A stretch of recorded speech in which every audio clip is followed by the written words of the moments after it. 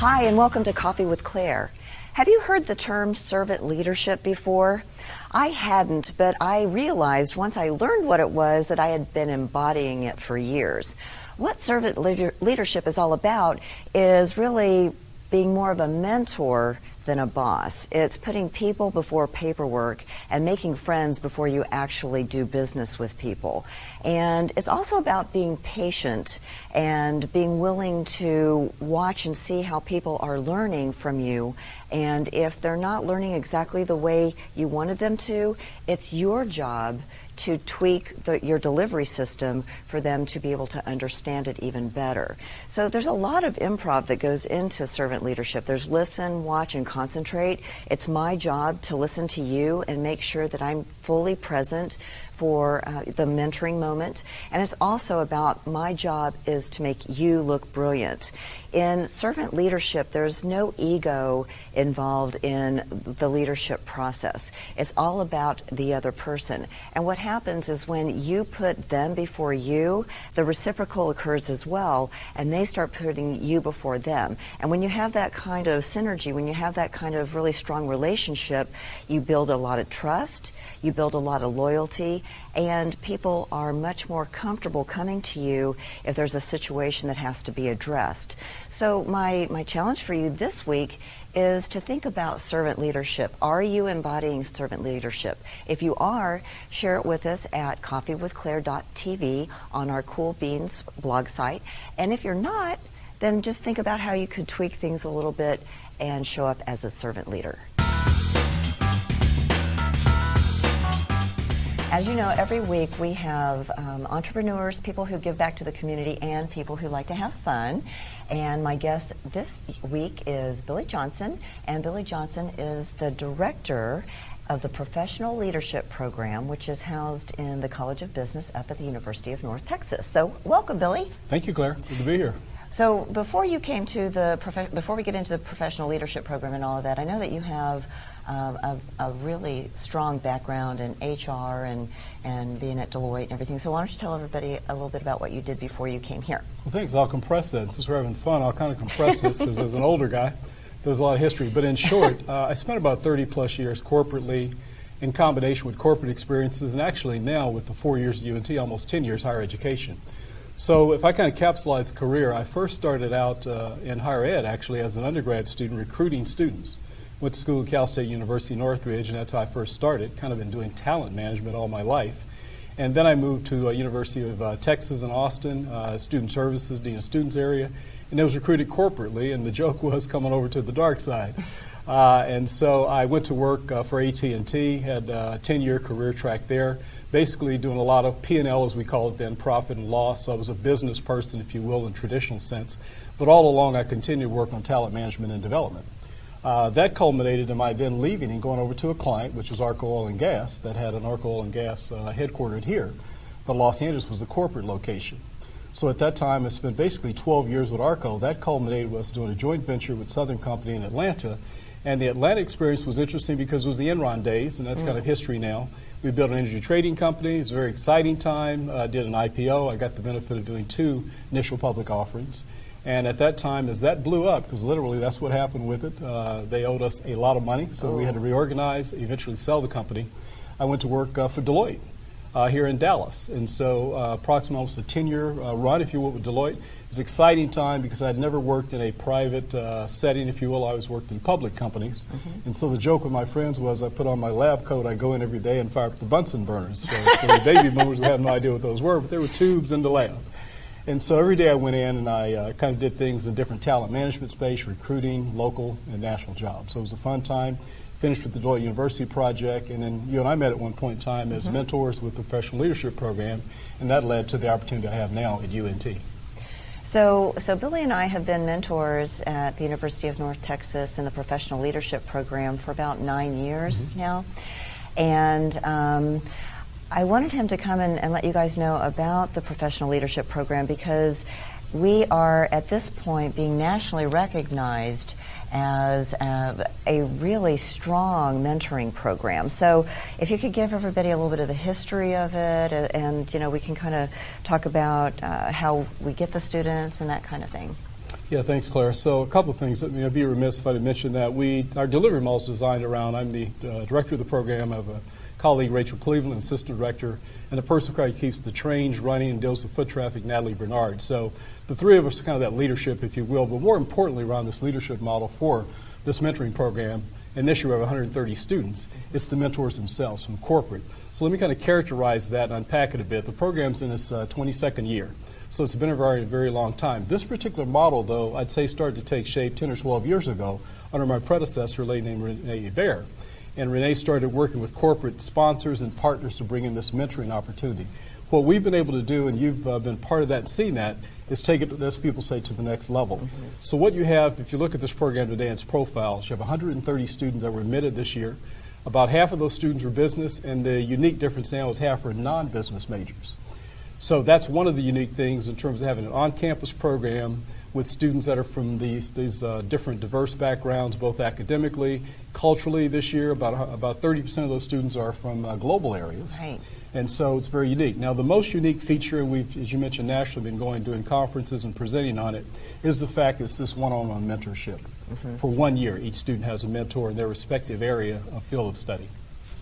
And the one-on-one, as Billy mentioned, all the mentors are volunteers. And we look for executives in the DFW area, and we match them up with a student, and they actually work together for an entire year. The students go to networking events with their mentors. They get to go to board meetings. They really get to see what it looks like to be a part of business before they're actually in business. And our tagline used to be backpack to briefcase. Right. Now it's kind of changed, but I think it illustrates kind of where we are. Yeah, the tagline now is Leadership Edge. And I think everything evolves, and I think one of the things that impacted us with the fast change of technology, the students are literally probably smarter from an academic sense, but there's still that need for what my grandmother used to call the common sense. So we try to impart that. I think the other thing fundamental to our model is the servant leadership model. Mm-hmm. So I always refer to the fact we're trying to connect the students' heads and their hearts. They're already very bright academically. They got strong grade point averages. They have a lot of focus and drive. But it's a matter of understanding if I want to be a finance person, I want to go into banking. And I was just speaking with someone before I came in about give as you go. Mm-hmm. So as a student, you can provide impact in terms of community involvement, on campus or off campus.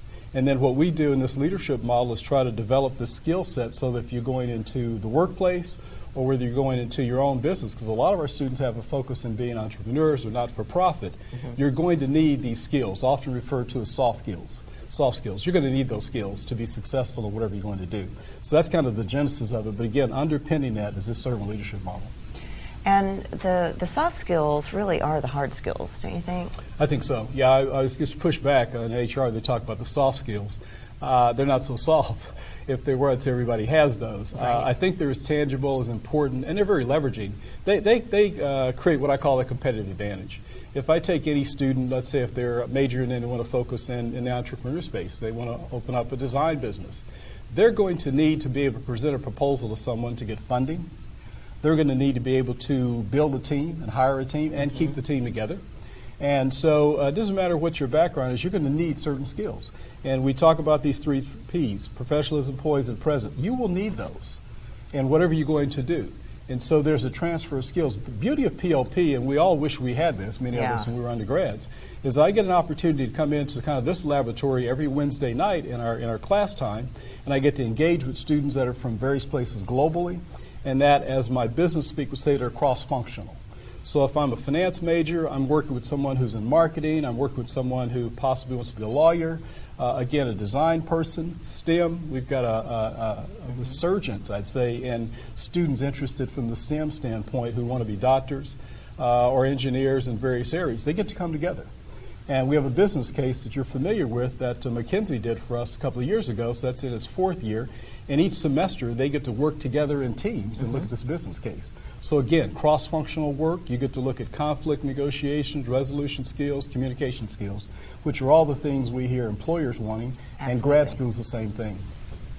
So kind of walk the audience through how the students are chosen and then what the students' commitment is throughout the year. Yeah, so the recruiting and selection process is sort of tiered, I guess I describe it. One of the things you do, and I get kidded a lot by this, is we really have to recruit 12 months a year, if you will. You're never not recruiting. So the students who come in, for example, this year, one of the first things we do at kickoff is tell them to share their experience about PLP with their peers. Talk to them about your weekly experience. Talk about your mentor experience. And talk about all of it. You know, sometimes there's a challenge to first get started with a new mentor, new mentee. Mm-hmm. So talk about that fact, because over time it's going to be successful. You can share with them, I don't know my mentor well yet, but he or she, we're going to be meeting. And then in 3 months you can say, wow, we've really bonded. I've got these 2 or 3 professional goals and personal goals, and we're working on that. So recruiting starts with word of mouth. We use all the social media avenues that normally you'd expect to use for millennial generation. Mm-hmm. And then in addition to that, we actually have a timeline that will start coming up this January, where we'll be pretty high impact recruiting on the campus, in classrooms. Faculty allow us to come in and talk, through various student organizations, fraternities, sororities, et cetera. Mm-hmm. So we use every medium possible in terms of recruiting students. The typical student we're going to yield, and we have a pretty high pipeline. So if you think of it, last year, for example, to yield 130, we had about 250 qualified applicants out of about 400 applications that went out. And then we have a screening process. It's typically an all-day, typical review process in terms of interview. Go through certain questions. It's a pairing of a mentor and a student, and that's all part of that selection process. So you go back, you identify kind of your market. That's anyone on that campus now, because it's not business only. And then we start to look at coming down to who's qualified, who's interested, who goes through the screening process, and we select those students in. We do have a limitation in terms of what we can deliver. 130 is the highest number we've ever had. Mm-hmm.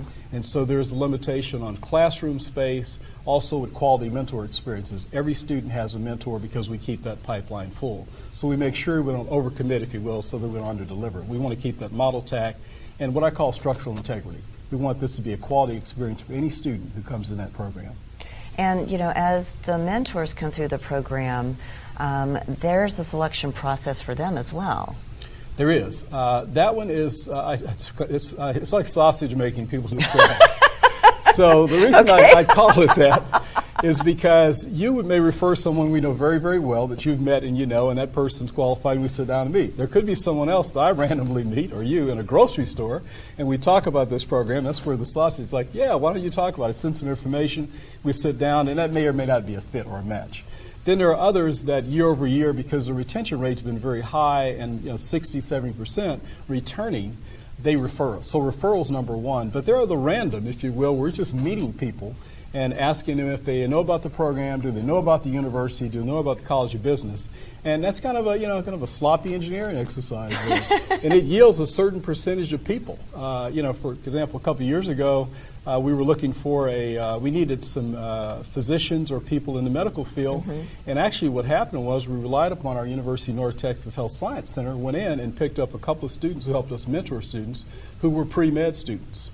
We didn't have a vision around that. We just knew we needed to find someone in that space, and that was difficult because any doctor who's practicing his or her, their schedules are demanding. They don't have the time. So that's one of those kind of, reverse engineering, kind of figured out a way of making that happen. So that's kind of how I described the process. And then we do the screen, we sit down, they do an application. Mm-hmm. There's a due diligence process that's required. And Rachel and I will spend usually one-on-one time with anyone completely new. If they're referred, it may be a phone call. We can do the LinkedIn check. We can do a lot of other things, again, the application process. When you also include the board members and kind Yes. of helping with some of that as well. Yeah, board's critical to us because the board, I had a boss once describe to me that if you're going to be successful in business, you need to be able to see around corners. That's what our board does for us. The board gives us that insight on what's current, what's in demand competitively in a lot of spaces, and then what's coming. So where they help us is they both do the referrals. They help in the interview process, both the students as well as the vetting, if you will, of potential mentors. And then they're very involved in a kind of a cluster model. So, for example, with 130 students and a one-on-one mentor, that means there's 130 mentors out Right. there. The board design is they take that group and divide it into, let's say, 10 or 12 per board member, and then they coach, counsel, help with the onboarding throughout the year for the mentors. And we try to make sure the assignments around these clusters is a mix of experienced mentors and then mentors are new, so that I can get the benefit of learning lessons from you, also from my board leader. So their value add is phenomenal for us. Well, it's it's a really unique program that I've been so proud to be a part of. The students make a commitment of being in the class every Wednesday. They get no credit for this. They get no academic credit, but the value that they see is, what would you, if you were going to... Yeah, the number one thing they give us, and that's kind of the legacy, it goes back to this mentor. When we're interviewing the students, we'll ask, and it's probably 90% of responses on why did you want to compete, participate, join PLP, as we call it on campus. It's always the mentor, the mentorship. And it's not just because there's an assumption that if I get this mentor, he or she can help me get a job necessarily. Right. It's going to help me be better in terms of the skill set, knowledge, information. We get a variety. You've had someone who said, I want to be more outgoing. Well, then let's give you Claire to help you become more outgoing. Because I need that. That's right. You need that in my skill set. So we try to do, it's a little bit of an art form when Rachel and I are doing this mentor matching, and the students know that, to make that as precise as we can on what you're going to need, and then add a little bit more. So it's very, very important to be intentional around what we do. And the classes that they attend are led by subject matter experts from all over the Dallas-Fort Worth area. And they are also not compensated, correct? That's correct. Yeah. Yeah, I mean, we're largely, it's pro bono for the most part. I mean, what makes this engine, which is amazing as well, makes it run. So the subject matter experts, and we have course curriculum that we've involved and developed, I should say, over the years. And so, for example, if someone's going to come in and speak to negotiating skills, we've got a course outline. It's very traditional, standard kind of curriculum approach that you'd see in any college classroom. We designed it with that intent. Yet the speaker comes in and he or she may adapt some on their skill set. So, for example, in that topic of negotiation skills, we have a person who comes in, Jim Shields, and Jim speaks to the broader sense of negotiating around your time and your talent, basically. Not just the normal thought for college students, I'm negotiating for a salary. Yeah. Or I'm negotiating with a bank to get a loan to start my business. Everything you do in life on his premise is negotiation. So that application is there. The same thing when you talk about conflict resolution. This year we had one of our mentors come in, and Mo came in and talked around more around conflict resolution, because that's a skill set that's missing, particularly as a parent of millennials. We did a lot, I think, as parents, some call helicopter parents, that limited our students from developing good one-on-one skill sets and handling conflict. And so what you want to do is be able to equip someone to understand, in a group setting, it's going to be some conflict if it's a matter of setting the goal, the objective, but how do you work through it? It's all around the dialogue and the conversation. And then we have, for example, the art of conversation. Because, again, students get critiqued a lot about their 140 character limitations. Some of that's true for some students, but the broader group of students are very keen on wanting to communicate effectively, not necessarily on how to do it. So we address those things as well. And so all that curriculum is done by some of the best in this market. So the skill sets that they learn are really above and beyond what they might learn in a traditional classroom setting. Yeah, it's the term they use in academia is co-curricular. So you have the curriculum, which is standard traditional curriculum, and ours being co-curricular. And definitely. So, for example, if I am an engineering student, we have one of the biggest classes this year. So an engineering student's not going to get any courses on communication, engagement, team building.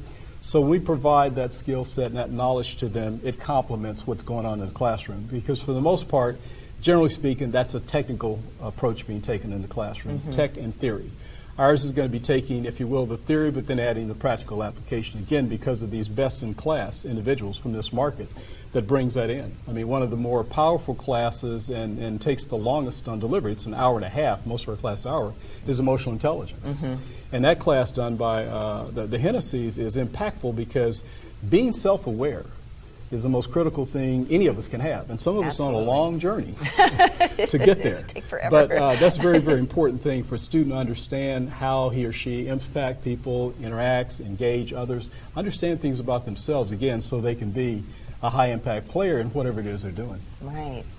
So the mentors learn as much from the students as the students learn from the mentors. I mean, I hear stories all the time of, wow, well, they're keeping me relevant, right.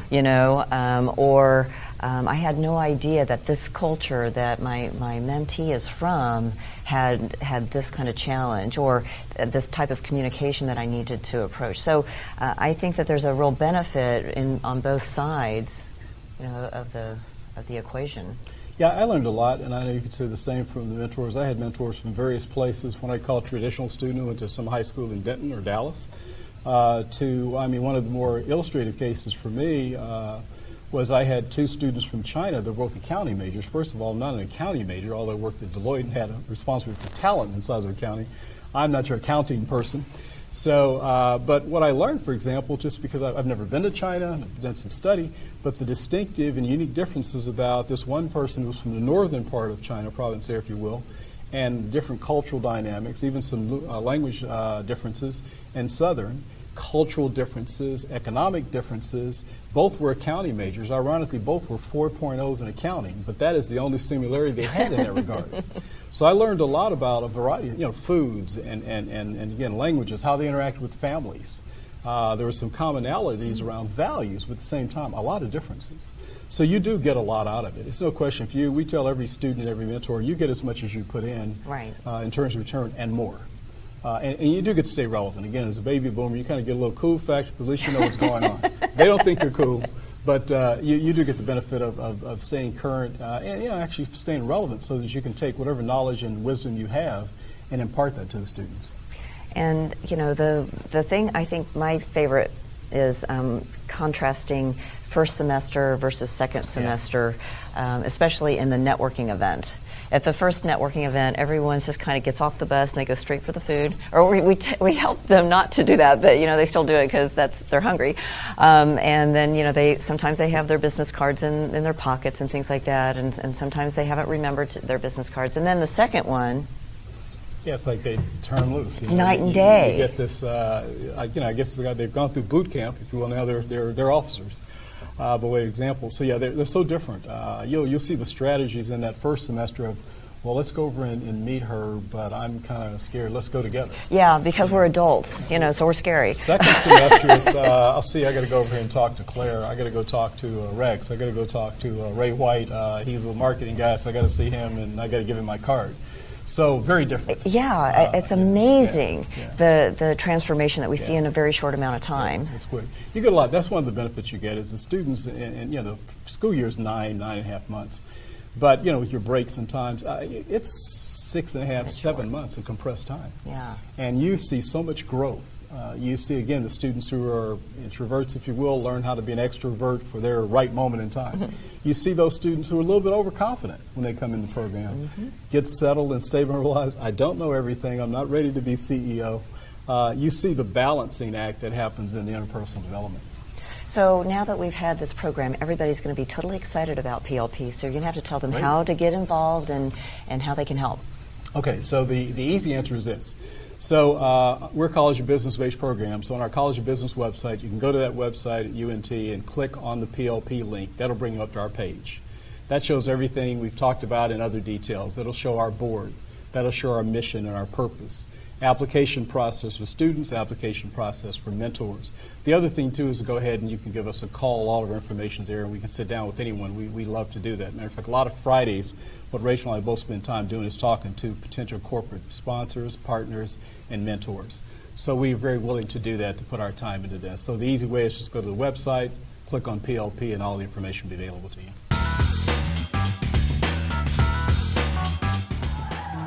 In this series, we'll be learning about laughter yoga and the benefits of deep belly laughter that simulates the deep breathing when practicing yoga. It was developed in 1995 by Dr. Madan Kataria, a medical doctor in Dubai, India. Dr. Kataria discovered many modern scientific studies that described at length the proven benefits of laughter on the human mind and body. Ha, ha, ha. Ho. What laughter yoga is, it's all about bringing laughter to your body to help you breathe like yoga poses do. And so deep breathing has a lot of benefits, all right? Number one, of course, it gives us more oxygen in all of our cells. Number two, it releases endorphins. Does everyone know what endorphins are? What are endorphins? They make you feel good. And there's also a lot of psychological benefits of laughter yoga because it allows you to release any kind of stress, which is really helpful in our really busy lifestyles. As you know, everybody's got 1,000,001 things going on, and so it's kind of nice just to get out of your head and into your heart. Laughter yoga is a unique concept where anyone can laugh for no reason without relying on humor, jokes, or comedy. Deep breath in and out. The concept of laughter yoga is based on scientific fact that the body cannot differentiate between fake and real laughter if done with willingness. One gets the same psychological and physiological benefits. The reason we call it laughter yoga is because it combines laughter exercises with yoga breathing. This brings more oxygen to the body and the brain, which makes you feel more energized and healthy. We initiate laughter as an exercise in a group, but with eye contact and childlike playfulness, it soon turns into real, contagious laughter.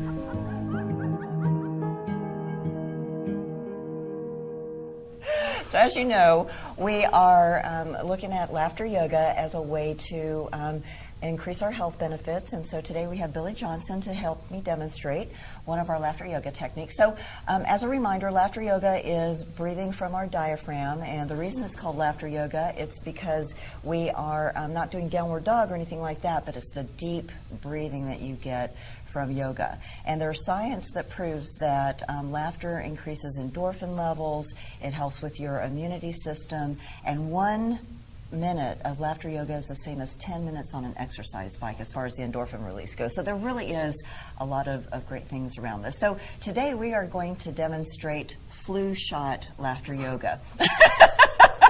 It's a cold and flu season, as we know, and so we're going to do a little bit of a pantomime, and then when we get the needle stuck in our arm, instead of going, ah, that hurts, we're going to laugh hysterically. And we're going to make eye contact when we do that, because when you make eye contact when you are laughing, the mirror neurons makes that experience even bigger. Okay? All right. So if you were going to, let's see. If I was going to give you a shot, what would it look like? And you're going to give me one. So we'll give each other our shot. So, okay, so let's pick up our syringe. Okay. Oh, look. Okay. And then we're going to have to, like, push on the little thing there, right? Yeah. Oh, look at him. He's got all primed and everything. Can't do this. Okay, and so we're going to give each other a shot, and remember, we're going to make eye contact, and then when it penetrates our skin, instead of hurting, it's going to make us laugh hysterically. Are you ready? I'm ready. All right. 1, 2, 3.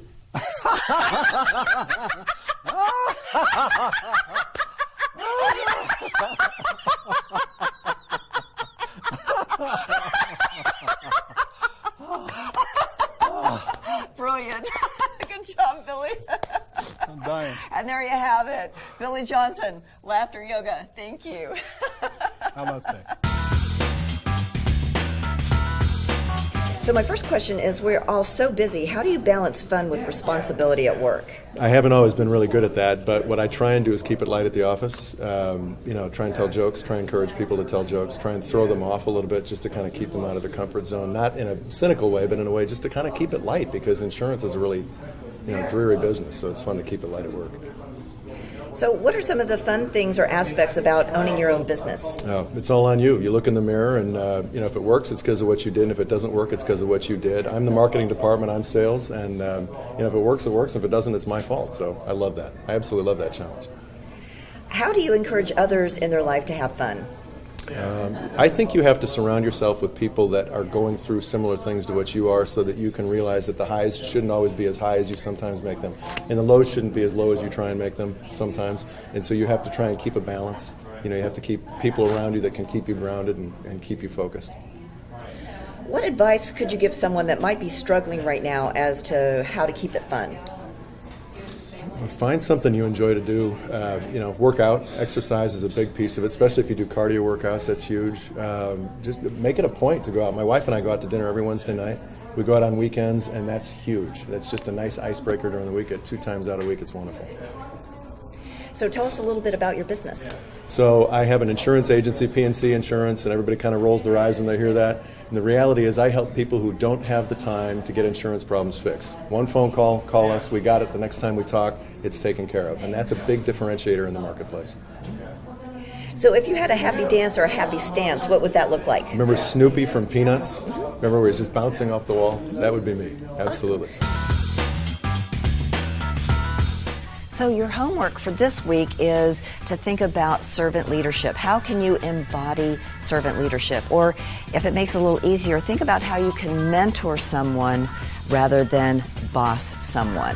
Let us know how that shift in thinking works for you on our Cool Bean site at coffeewithclaire.tv. And remember, follow the fun. See you next time.